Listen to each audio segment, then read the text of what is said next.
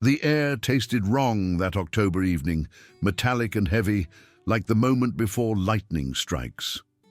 Daniel Cross had learned to trust that feeling in places where trusting the wrong person meant never coming home. 15 years since he'd walked away from that life, but some instincts refused to die. He was wiping down the counter of his Iowa roadside station when the girl stumbled through the door, soaked to the bone and running from something she wouldn't name. Within 24 hours, his daughter would have a loaded rifle in her hands, his 12-year-old son would be mixing explosives in a root cellar, and the ghosts of Prague 1968 would come screaming back to life. The past, Daniel would learn, doesn't stay buried when you owe it blood. The fluorescent lights of the prairie stop hummed their monotonous song as Daniel checked his watch. 9:17.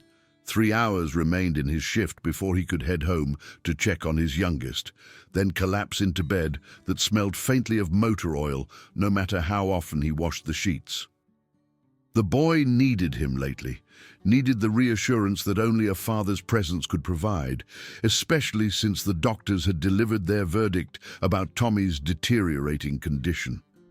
Thunder rolled across the Iowa plains, closer now. Rain would arrive soon. Daniel could smell it mixing with the gasoline fumes and coffee that had gone bitter in the pot. He moved to brew a fresh batch when the door swung open.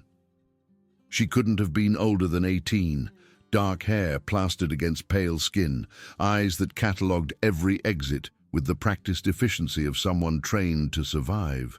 Water dripped from her leather jacket onto the worn linoleum. "Restroom?" Her voice barely carried over the storm's approach. Daniel pointed down the narrow hallway. "Help yourself. Coffee's hot if you need it." She nodded once, precise, economical, then disappeared. Daniel noticed she left no wet footprints leading to the door, which meant she hadn't arrived by car. Not recently, anyway. The prairie stop sat alone at the crossroads, 8 miles from the nearest town of Millbrook. Nobody walked here unless something had gone catastrophically wrong. "Dad, the generator's acting up again."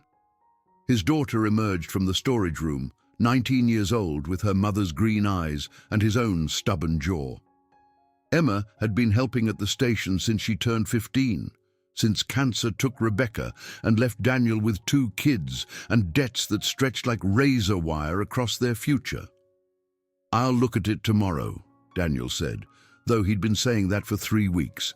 Money for repairs competed with money for Tommy's specialists, and Tommy always won that calculation. Emma glanced toward the hallway where the girl had vanished. "Who's that?" "Don't know. Just someone caught in the weather." His daughter moved to the window, peering into the darkness. "Didn't hear a vehicle." Neither had Daniel, which deepened his unease. The girl returned 5 minutes later, having dried herself somewhat with paper towels. Up close, Daniel noticed details that didn't align: expensive boots despite the worn jeans, a silver pendant at her throat shaped like wings, hands that moved with martial precision. "Thanks," she said, approaching the counter. "Could I use your phone?" "My ride had trouble." Daniel gestured toward the old rotary by the register. "All yours?" She picked up the receiver, then paused, her free hand unconsciously touching the pendant. When it caught the light, Daniel's breath stopped in his chest. Steel wings, unofficial emblem of a unit that never officially existed, worn only by 6 people in the entire world. Before he could process this revelation, headlights swept across the windows. Not 1 vehicle, but 4, their engines growling through the storm. Emma stiffened beside him. "That's Brandon's Camaro." "Idi," the girl froze, coffee cup halfway to her lips, fear flashing across her features before being quickly masked. 4 car doors slammed in rapid succession. Young male voices, loud and reckless. The door banged open as Brandon Pierce swaggered in, flanked by 3 football players from Millbrook High. All wore their Letterman jackets despite the heat, symbols of the small power they wielded in a small town. At 19, Brandon was already his father's son, 6'2" of cultivated arrogance, with carefully styled hair and a smile that never reached his eyes. Sheriff Pierce had been grooming the boy for years, right down to how he rested his hand on his belt, mimicking a holster. "Well, well," Brandon's voice dripped false surprise. "Nina Hawkins, all alone and far from home. Nina Hawkins." The name detonated in Daniel's mind like a grenade. Hawkins. It couldn't be coincidence. Nina set down her coffee, shoulders squaring. "Just passing through, Brandon. No need for drama." Brandon stepped closer, his friends spreading to block exits with practiced coordination. "But it is drama when motorcycle royalty visits our little town. Does Daddy know his princess is slumming with the locals?" "Leave her alone." Emma moved forward, positioning herself between Nina and the boys. "Buy something or get out." Brandon's eyes slid to Emma, hunger replacing mockery. "Always playing hero, Cross. Your daddy teach you to stick your nose in other people's business?" "Actually," Emma replied evenly, "he taught me to recognize trouble when I see it." One of Brandon's friends, a thick-necked linebacker Daniel recognized as Tyler Ross, stepped forward. "Watch your mouth, grease monkey." Daniel set down his rag. "That's enough. You boys need to leave, now." Brandon turned his attention to Daniel, eyes narrowing. "No disrespect, Mr. Cross, but you don't know what you're dealing with. This girl's father runs Iron Wings, biggest outlaw motorcycle club in 3 states. Hell's Angels got nothing on them. I don't care who her father is," Daniel said quietly. "In my station, everyone gets treated with respect. So you can turn around and leave before this becomes something Sheriff Pierce has to hear about." Brandon's face darkened. "My father knows exactly who she is. Iron Wings has been circling Millbrook for weeks. She's their scout." "I was trying to reach my mother in Des Moines," Nina said, her voice steady. "My bike broke down 6 miles back." "Convenient," Brandon sneered. He turned back to Daniel. "Sir, with respect, Iron Wings killed 2 state troopers in 80. They run guns, drugs, worse, and they're planning something in Millbrook. My father has intelligence." "Your father has a grudge," Daniel cut in, his voice hardening, "and you have 10 seconds to leave before I forget you're just kids playing dress-up." Tyler grabbed Nina's arm. "Sheriff will want to talk to you." Emma shoved him backward, sending him stumbling into a motor oil display. "Get your hands off her." Brandon's fist connected with Emma's jaw before Daniel could intervene, snapping her head back. She crashed against the counter, blood blooming at her mouth's corner. Daniel vaulted the counter with speed that belied his 46 years. His hand closed around Brandon's throat, driving him against the wall hard enough to rattle the cigarette display. "Bad move, son," Daniel whispered, his voice deadly calm. "Very bad move." The third boy reached for something in his jacket. Without looking, Daniel's free hand shot out, capturing the boy's wrist in a grip that made him gasp. "That better not be what I think it is," Daniel said, still focused on Brandon's increasingly panicked face. "Just a knife, Mr. Cross, for protection. Drop it!" The switchblade clattered to the floor. Daniel released Brandon, who slid down the wall, gasping, "Get out, all of you! And Brandon, you touch my daughter again, there won't be a badge in this state that can protect you. Clear?" Brandon massaged his throat, hatred burning in his eyes. "My father will hear about this. Count on it. I'll be filing assault charges in the morning." The 3 teenagers backed toward the door, bravado evaporated. Brandon pointed at Nina. "This isn't over, Hawkins. Tell your old man we know what he's planning." Then they were gone, the Camaro's engine roaring as it fishtailed out of the lot. Daniel turned to Emma, gently examining the bruise forming along her jawline. "You okay, sweetheart?" Emma nodded, wincing. "Yeah. Not the first time Brandon's shown his colors."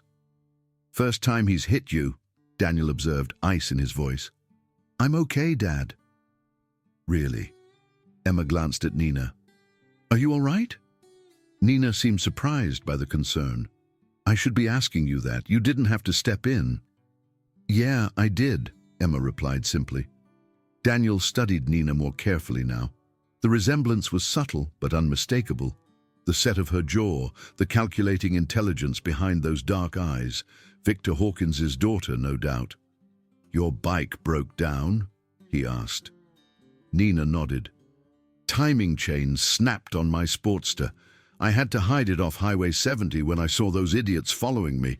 78 Ironhead," Daniel guessed. Nina's eyebrows rose. "Good ear. Most people can't tell the years apart." "Your father riding with you?" The question hung in the air too long. "No," Nina finally said. "He doesn't know I left. Mom and I have been staying with my aunt in Chicago since the split. Dad wanted me finishing school there, away from club business." She hesitated.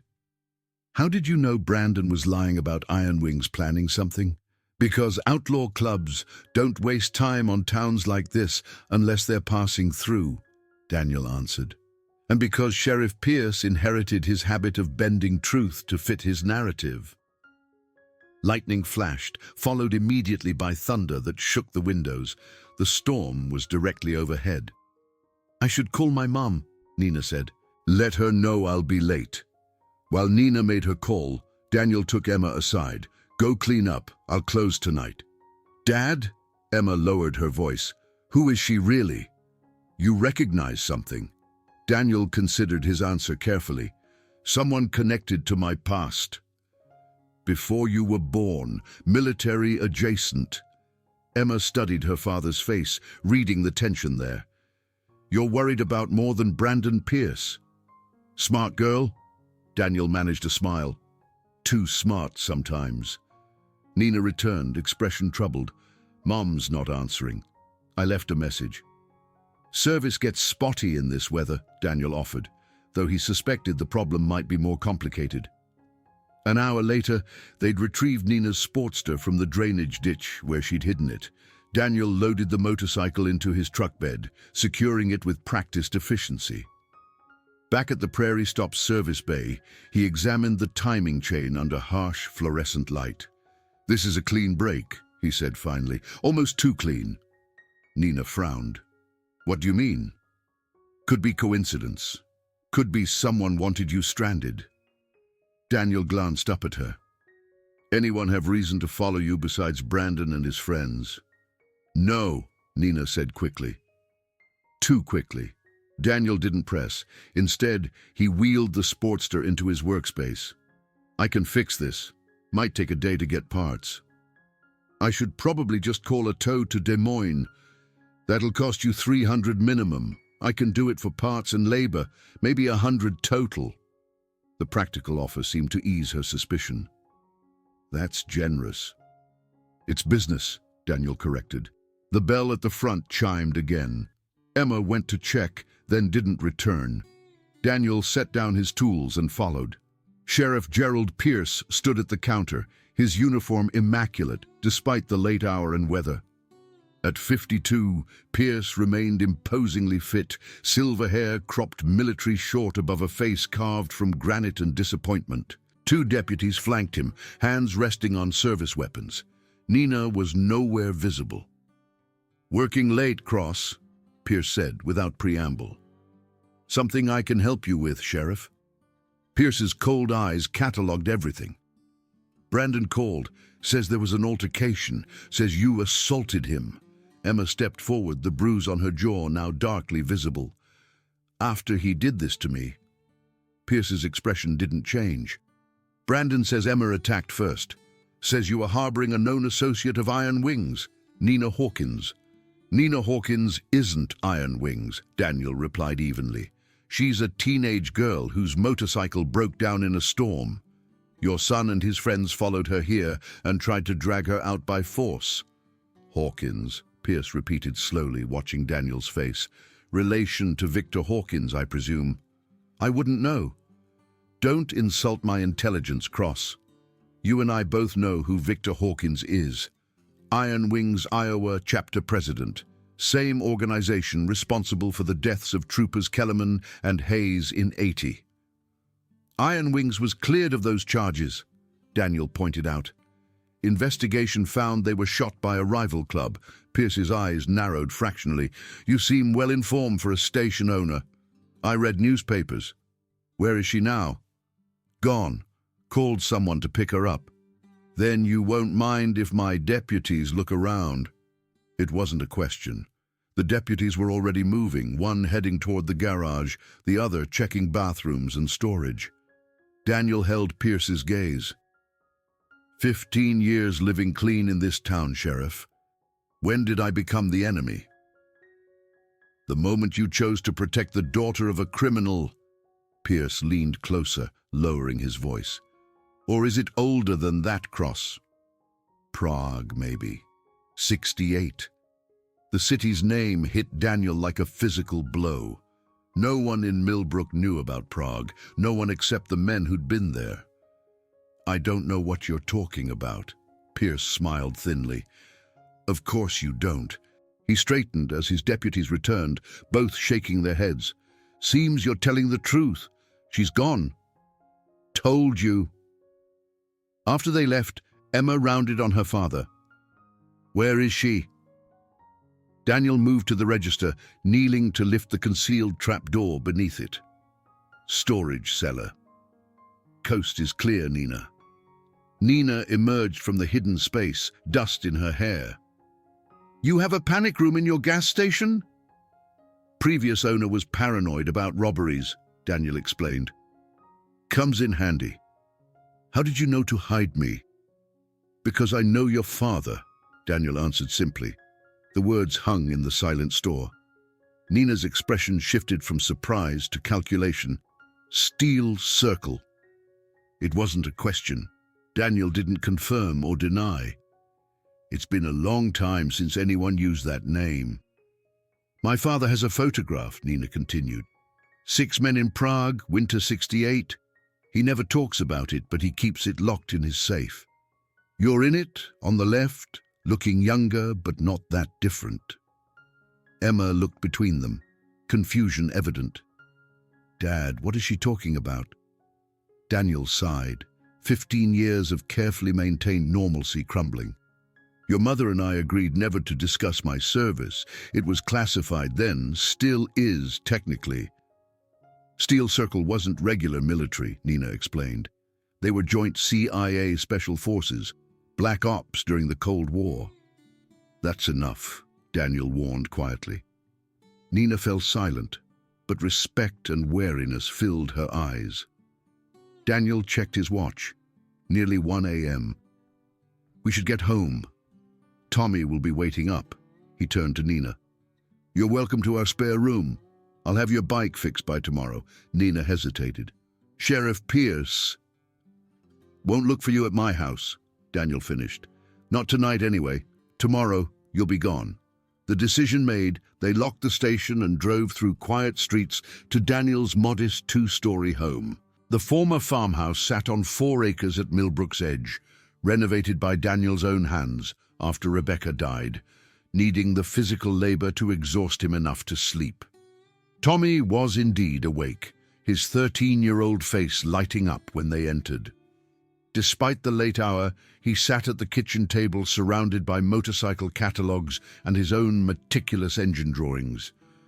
The spinal condition that twisted his back had worsened, but his enthusiasm for life remained undimmed.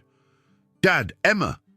His smile faltered when he noticed Emma's bruise, then shifted to curiosity at Nina's presence. Who's this? Nina, Daniel said simply. She'll be staying tonight. Her motorcycle broke down. Tommy's eyes widened. What kind? Ironhead Sportster, Nina replied, warming to his genuine interest. Awesome. Tommy attempted to stand, wincing as he leveraged himself up using the specialized crutches that helped him navigate. Can I help fix it? After school tomorrow, Daniel promised. Now bed, kiddo. Way past lights out. After settling Tommy and showing Nina the spare room, Daniel found Emma waiting in the kitchen, tea in hand and questions in her eyes. Steel Circle, she said without preamble. Prague. You need to explain. Daniel sank into the chair opposite her. In 68, I was recruited for special assignment in Prague. 6 of us, all with particular skills. Cold War was running hot behind the scenes. Our job was disrupting Soviet intelligence without leaving American fingerprints. And Nina's father was one of the 6. Daniel nodded. Victor Hawkins. We called him Hawk. Best tactician I ever met. Fearless, maybe too fearless. And Sheriff Pierce? Lieutenant Gerald Pierce. Military police originally, but he volunteered for our unit. He was good until he wasn't. Emma leaned forward. What happened? Prague happened. Daniel's expression darkened. It was supposed to be simple. Intelligence exchange. We had information the Soviets wanted. They had a defector we needed to extract. The meat was set for an abandoned factory in Prague's old quarter. He paused, memories surfacing. It was an ambush. Someone sold us out. 4 men died that night. The defector, 2 of ours, and supposedly Gerald Pierce. Supposedly. We thought he died in the firefight. Hawk and I barely got out alive. When we reported back, our handler said Pierce's body had been recovered by Soviets. We were extracted 2 days later. Steel Circle was officially disbanded. But Sheriff Pierce is very much alive. Yes, Daniel's voice hardened. He resurfaced 5 years later with a new background, courtesy of the government. I didn't know he'd settled in Millbrook until after I'd bought the station. By then, Rebecca was sick. Moving wasn't an option. Does he know you know he's alive? We've had an unspoken agreement. Leave the past buried. Until tonight.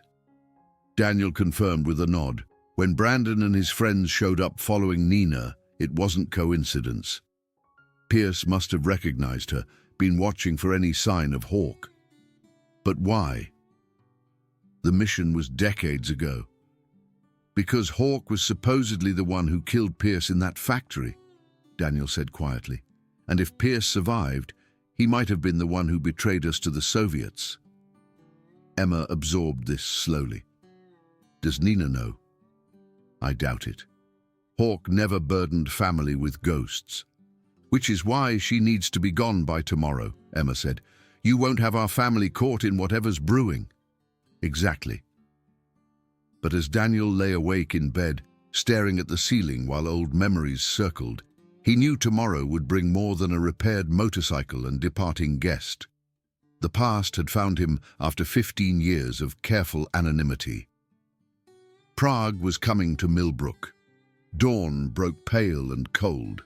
Daniel rose early, checking on Tommy before heading downstairs. He found Nina already in the kitchen, dressed in yesterday's clothes, helping herself to coffee. You're up early, he observed. Old habits. My father believes in pre-dawn runs regardless of weather. Daniel nodded, remembering Hawk's discipline. Thank you for last night. Not many people would stand up to Brandon Pierce and his friends. Fewer still would hide a stranger from the sheriff. You're not exactly a stranger, Daniel pointed out. Not if you're Hawk's daughter. Nina studied him over her mug. He never mentioned you, not directly. But sometimes when he's had too much to drink, he talks about a team he once had. Men he trusted with his life. That was a long time ago. Not to him. They lapsed into silence as the house woke around them. Emma appeared first, followed by Tommy, who immediately peppered Nina with motorcycle questions. The morning unfolded with surprising normalcy. Breakfast, getting Tommy ready for school, Emma volunteering to drive him since it was her day off from community college classes. Daniel was clearing dishes when he heard it, the distinctive rumble of multiple V-twin engines approaching, not passing through, stopping. Nina heard it too. She froze. No, she whispered, he wouldn't. But Daniel knew better. Of course, Victor Hawkins would do exactly this. 20 motorcycles lined his driveway in perfect formation, riders still mounted waiting. Chrome gleamed in morning sun, black leather displayed the unmistakable wolf's head patches of iron wings. At their center, Astride a meticulously maintained road king sat a figure Daniel would have recognized anywhere. 15 years had added silver to his beard and lines around his eyes, but Victor Hawkins still carried himself with military precision. As if sensing he was being watched, Hawk looked directly at the window where Daniel stood. Their eyes met across the years, and Hawk nodded once. "He's here," Nina said unnecessarily. "All of them. How did he find me?" "GPS tracker in the pendant," Daniel guessed. "The wing one you're wearing. It's exactly what he would do." Nina's hand flew to her necklace. "He promised space." "Hawk's version of space includes knowing exactly where you are," Daniel said dryly. "Some things never change." A firm knock at the door, not demanding but not tentative. Daniel squared his shoulders, feeling the weight of the Colt 45 he'd strapped to his ankle last night. Old habits. "Stay here," he told Nina. He opened the door to find Hawk on the porch, flanked by 2 other riders. Up close, the years were more evident. A scar bisecting his left eyebrow that hadn't been there, deeper creases around his mouth, the slight favor he gave his right leg. "Hello, Daniel," Hawk said, his voice a graveled rumble. "Been a long time." "Not long enough if you're bringing trouble to my home." Hawk's mouth twitched. "Still direct as ever." He gestured to the men beside him. "My road captains, Diesel and Monk. They'll keep distance if you prefer." "Why are you here?" "My daughter." "GPS shows her bike stopped at your station last night, then nothing. Given our history, I figured 2 possibilities.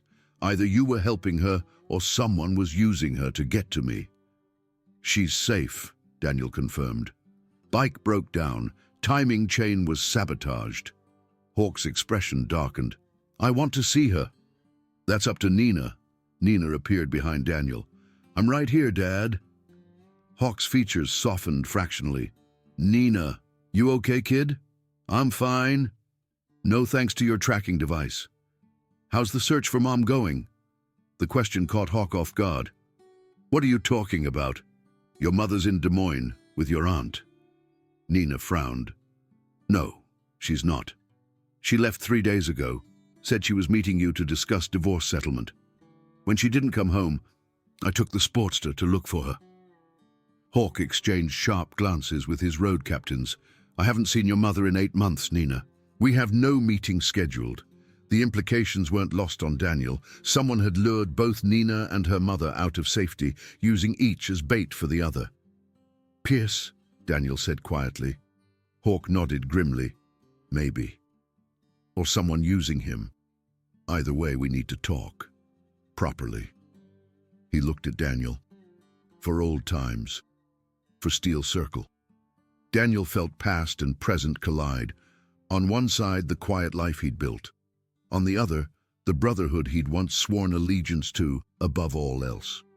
"You better come inside," he said at last, stepping back. "We have a lot to discuss." The conversation that followed lasted 2 hours, voices low and intense as they pieced together the puzzle.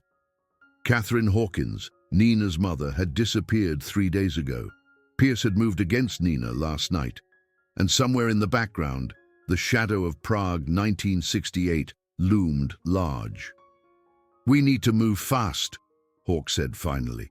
"If Pierce has Catherine, he won't keep her anywhere obvious." Daniel considered.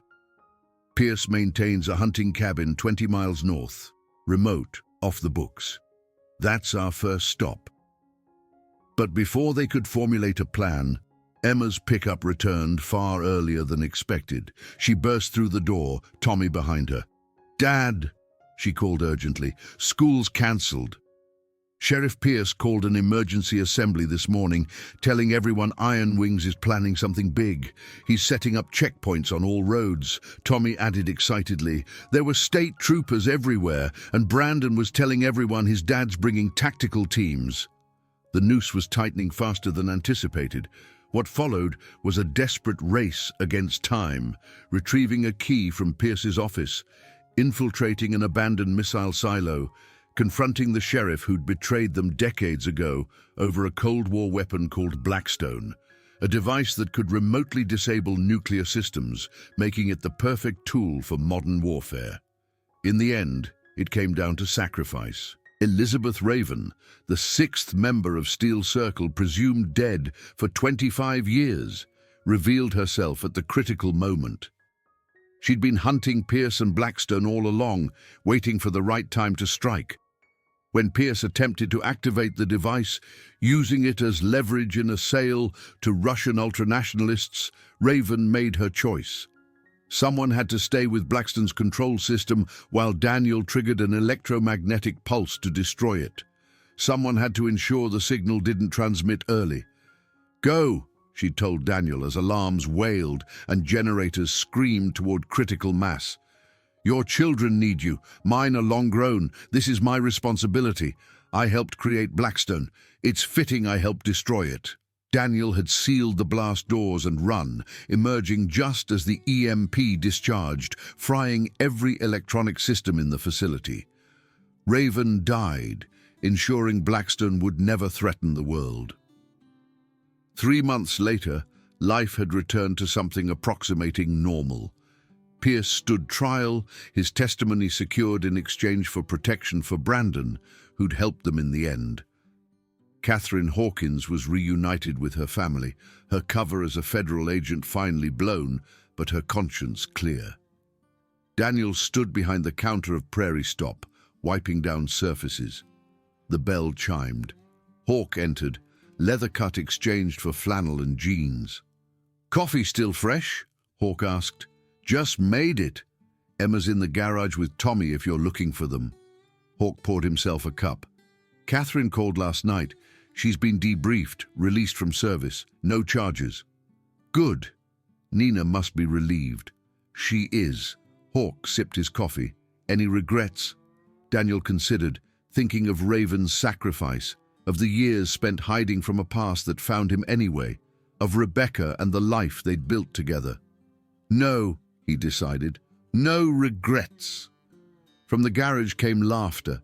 Emma and Tommy working on the old Harley, their voices mingling with the radio's music. The ordinary soundtrack of an ordinary life, hard-won and precious. Steel Circle had been forged in Cold War shadows, tempered in betrayal, tested by time. But the circle of family, that was the one worth fighting for. The one worth dying for, if necessary. And as afternoon sun slanted through the windows, Daniel Cross, father, station owner, former operative, knew with absolute certainty he'd made the right choice all those years ago. Not the hero Rebecca had worried he'd try to be, just a good man. The man she'd loved, the man his children needed, the man he'd chosen to be.